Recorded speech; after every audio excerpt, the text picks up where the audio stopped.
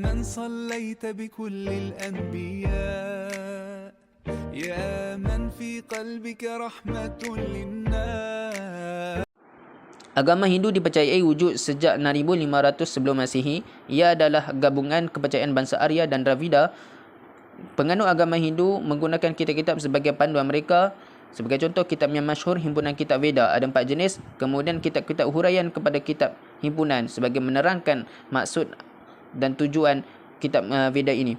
Kemudian doktrin utama kepercayaan agama Hindu, konsep ketuhanan yang berbeza-beza dan mempunyai pelbagai bentuk. Tuhan merupakan asas segala penciptaan makhluk dan ketentuan alam semula jadi ini. Sebagai contoh, Brahman digambarkan Tuhan yang duduk di atas teratai serta dianggap sebagai Tuhan api, pencipta segala tenaga.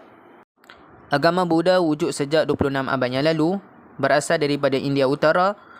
Penerapan kepada penganutnya menerapkan dharma iaitu etika, akhlak dan moral sebagai elemen asas. Kemudian penelitian terhadap kejadian alam dan makhluk serta Tuhan adalah satu pemikiran yang kolot, dangkal dan tidak relevan serta ia bertentangan sama sekali dengan agama Hindu.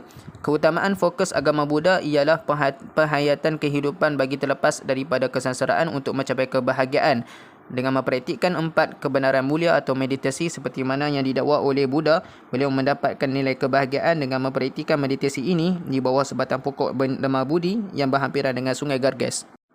Ini adalah 4 kebenaran mulia atau meditasi. Yang pertama, sifat dukkha, iaitu penyatuan atau pemisahan sesuatu yang tidak menyenangkan seperti kelahiran atau kematian. Yang kedua, samudaya, punca dukkha, keinginan nafsu untuk mencari keseronokan.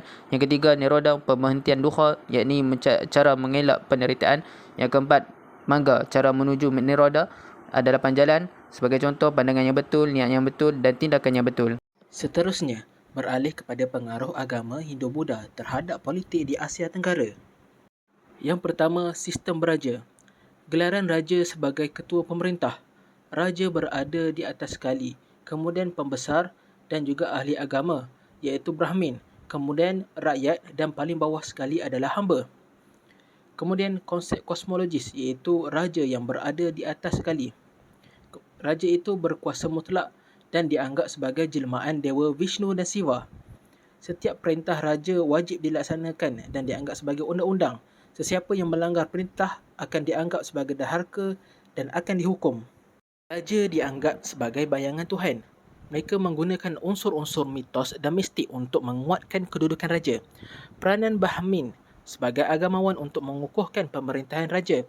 Mereka juga melakukan adat istiadat pertabalan raja dengan menerapkan unsur-unsur mistik, iaitu bagi membezakan derajat diraja dan rakyat biasa.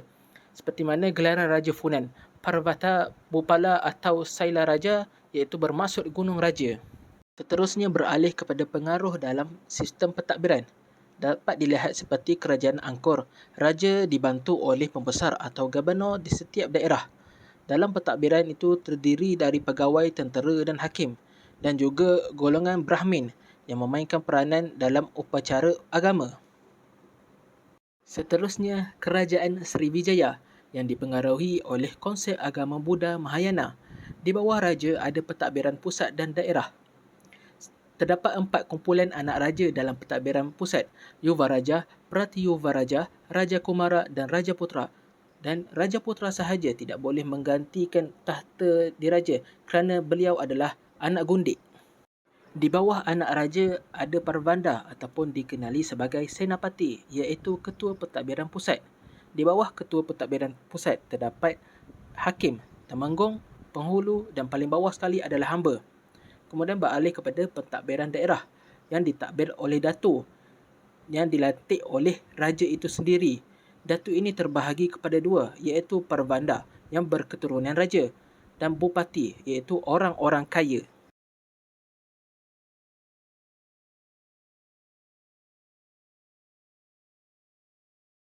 Assalamualaikum warahmatullahi wabarakatuh. Seterusnya saya akan membentangkan pada bahagian pengaruh agama Hindu-Buddha terhadap sosial di Asia Tenggara. Yang pertama ialah sistem kasta Hindu-Buddha. Kedudukan teratas iaitu Brahmin merupakan kedudukan yang paling atas. Kedudukan ini dikuasai oleh golongan paderi dan golongan bijaksana. Kedudukan yang kedua ialah Ksatria, golongan kedua teratas yang bertanggungjawab untuk menjaga keamanan dan keselamatan negara. Golongan ketiga iaitu Waisya, golongan yang terdiri daripada peniaga dan ahli perdagangan. Mereka lebih memfokuskan kepada bidang perniagaan dan perdagangan. Dan kasta yang terendah iaitu Sudra, terdiri daripada golongan petani, buruh dan hamba abdi. Mereka hanya ditugaskan untuk berkhidmat layaknya hamba kepada 3 kasta di atasnya. Yang seterusnya ialah monumen candi. Candi berasal daripada perkataan Candika Graha yang membawa maksud rumah Dewi Candika yang merupakan Dewi Kematian atau Dewi Maut.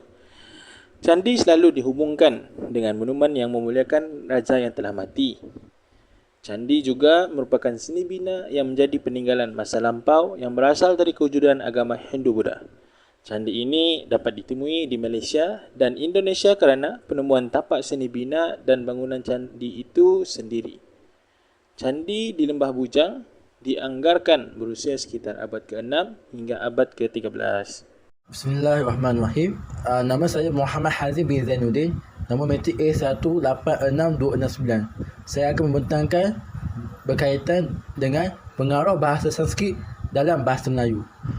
Baiklah, hubungan perdagangan yang begitu intim antara India dan Nusantara dan berbanyak pengaruh terhadap budaya Nusantara. Bahasa Sanskrit dalam bahasa Melayu menunjukkan bahawa betapa kukuhnya peradaban Nusantara pada waktu itu.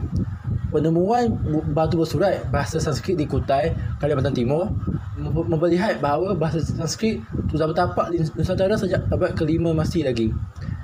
Sejak abad ke-7 lagi, Nusantara menjadi pusat utama untuk para pengadut agama Buddha dari tanah bahasa Cina untuk mempelajari bahasa Sanskrit. Antara contoh-contoh bahasa Sanskrit yang terap dalam bahasa Melayu, yang pertama, perkataan Deva dalam bahasa Sanskrit. Dalam bahasa Melayu, Dewa. Perkataan kedua, dalam bahasa Sanskrit, Gambira. Dalam bahasa Melayu, Gembira. Perkataan ketiga, Bumi. Dalam bahasa Sanskrit, bahasa Melayu, Bumi. Perkataan keempat, Mantri. Dalam bahasa Melayu, Menteri. Kesimpulan kita dapati ialah pengaruh Hindu-Buddha telah membentuk tamadun di atas negara. Hal ini kerana sistem politik, sistem ekonomi, sistem sosial, kesenian, kebudayaan, bahasa dan semua sistem kehidupan berpengaruh daripada agama Hindu-Buddha. Hingga kan sebagai kesan peninggalan kita boleh dapati pada hari ini.